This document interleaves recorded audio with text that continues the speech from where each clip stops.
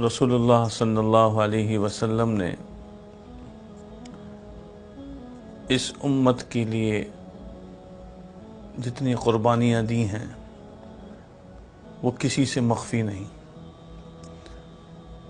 پوری کائنات انسانی کو اٹھا کے دیکھا جائے تو امت کے لیے سب سے زیادہ قربانیاں دینے والے حضور اکرم صلی اللہ علیہ وسلم۔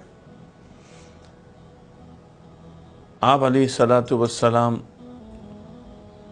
قیامت تک آنے والوں کے لیے ہدایت اور رحمت بن کر آئے تھے، اور آپ نے ساری انسانیت کو ایک بہترین پیغام عطا فرمایا، اور وہ ہے دین اسلام کا۔ آج ہم جو مسلمان ہیں، آج یہ ہمارے پاس ملک پاکستان ہے، آج ہم یہاں پر دینی احکامات کو اور دینی خدمات کو انجام دیتے ہیں، اس کے پیچھے بھی آپ صلی اللہ علیہ وسلم کی دعائیں موجود ہیں۔ اللہ کے رسول صلی اللہ علیہ وسلم نبوت کے 10ویں سال طائف تشریف لے جاتے ہیں، اور وہاں کے لوگوں کو آپ نے دعوت دی۔ وہاں کے جو سردار تھے ان سے ملاقات کی، انہوں نے آپ علیہ الصلاۃ والسلام کی دعوت کو قبول نہیں کیا، بلکہ شریر لڑکوں کو پیچھے لگا دیا، اور انہوں نے آپ صلی اللہ علیہ وسلم کو تکلیفیں دیں اور پتھروں سے آپ صلی اللہ علیہ وسلم کو زخمی کر دیا۔ اس موقع پر آپ علیہ الصلاۃ والسلام کے ساتھ آپ کے آزاد کردہ غلام حضرت زید بن حارثہ رضی اللہ عنہ بھی موجود تھے۔ تو یہ جو سفر 60 میل کا سفر، جاتے ہوئے بھی پیدل اور آتے ہوئے بھی پیدل تھا، اور اس میں کیا تکلیفیں اٹھائی ہوں گی اس کا اندازہ کیا جا سکتا ہے۔ ہم سے تو صرف 60 قدم چلنا مشکل ہے، اور ایک شہر سے دوسرے شہر جانا اور اس طرح دین کی فکر کرنا۔ اب جب قبیلہ بنو ثقیف جو طائف میں رہتا تھا، انہوں نے آپ صلی اللہ علیہ وسلم کو تکلیف پہنچائی، تو آپ علیہ الصلاۃ والسلام جب واپس پہنچے تو آپ کچھ دیر تو آپ نے آرام کیا، کچھ بے ہوشی کی کیفیت بھی تھی۔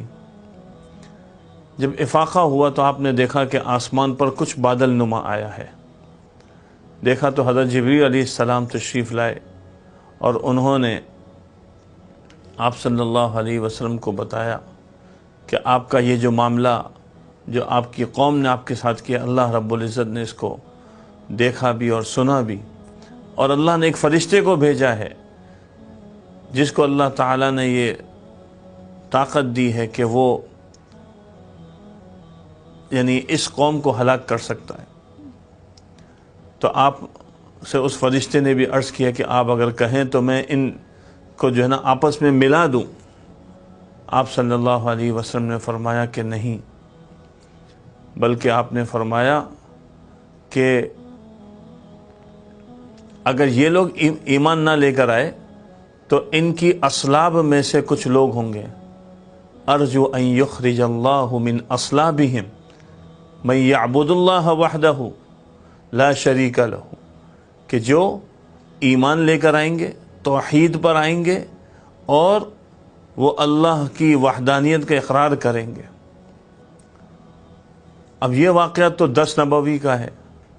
اس کے بعد آپ صلی اللہ علیہ وسلم مدینہ کے دور میں ہیں، اور مختلف جو حالات ہیں، آس پاس کے قبائل کے ساتھ مقابلے ہیں، تو اسی زمانے میں جو تقریباً 9 ہجری بنتا ہے، قبیلہ ثقیف والے مسلمان ہو گئے۔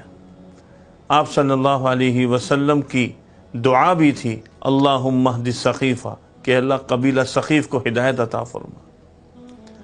اسی قبیلہ ثقیف میں اللہ تعالیٰ نے ایک نوجوان پیدا کیا جس کو آج ہم محمد بن قاسم کے نام سے یاد کرتے ہیں، اور اس نے یہ جو دین ہے اس کو یہاں سندھ تک، جو اس زمانے میں یہاں پر کفر تھا، وہ یہاں لے کر آئے ہیں، اور یہ پہلی صدی کا واقعہ ہے، چونکہ محمد بن قاسم کا انتقال 96 ہجری میں ہوا ہے، تو 17 سالہ نوجوان وہ یہاں دین لے کر آیا، اور پھر سندھ کے ذریعے پورے اس زمانے کے جو متحدہ ہندوستان تھا اس میں دین آیا۔ یہ لانے والے محمد بن قاسم ہیں، اور یہ بنو امیہ کا دور ہے۔ آج ہم جو مسلمان ہیں، آج ہم اہل پاکستان ہیں، ہمیں اس پر اللہ کا شکر ادا کرنا چاہیے۔ حضور اکرم صلی اللہ علیہ وسلم کی شان میں کثرت سے درود شریف پڑھنا چاہیے کہ آپ کے احسانات اتنے، آپ کی اس دعا کا اثر ہمیں یہ ملا کہ آج اللہ نے ہمیں اس دعا کی برکت سے یہ خطہ ارضی عطا فرمایا جہاں اسلام کا بول بالا ہے۔ آج پاکستان یہ حضور صلی اللہ علیہ وسلم کی دعاؤں کا ثمرہ ہے، آپ کی دعاؤں سے عطیہ ہے، اللہ کی طرف سے نعمت ہے۔ اس کی شکر گزاری کریں اور اس کی ناشکری سے اپنے آپ کو بچائیں۔ اللہ تعالی ہمیں اپنے ملک کی قدر کرنے کی توفیق عطا فرمائے۔